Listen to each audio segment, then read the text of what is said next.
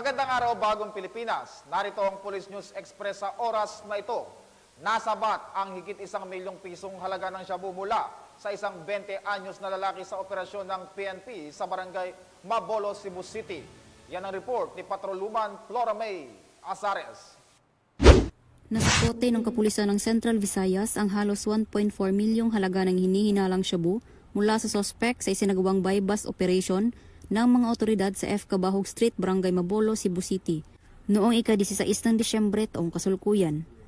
Ayon kay Police Lieutenant Colonel Jomar P. de la Serna, Chief ng Regional Police Drug Enforcement Unit 7, Police Regional Office 7, bandang alas 8:55 ng gabi nang malambat ng mga operatiba ang sospek na si Anton, 27 anyos, na residente ng Jose Abad Santos, Barangay Kayang, Bugo City, Cebu.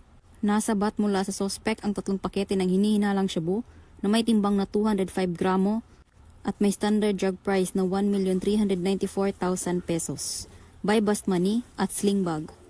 Samantala, kasalukuyang nasa kustodiya ng RPDEU 7 ang sospek at mahaharap sa kasong paglabag sa RA 9165 o Comprehensive Dangerous Drugs Act of 2002.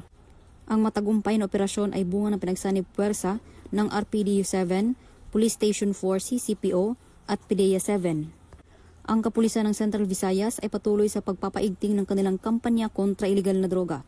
Ito ay alinsunod sa pangunahing prioridad ng pamahalaan na labanan ang mga sindikato ng droga sa pamamagitan ng pagpigil sa kanilang mga iligal na aktibidad. Dahil dito sa Bagong Pilipinas, ang gusto ng pulis, ligtas ka. Mula dito sa Central Visayas, ako ang inyong PNN correspondent, Patrolwoman Flora May Azares, alagad ng batas, tagataguyod ng Balitang Pulis.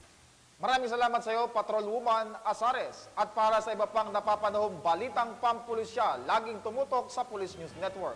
Alagad ng batas, tagataguyod ng Balitang Pulis, ako po si Patrolman Adrian Dayaw, nagbabalita para sa Police News Express.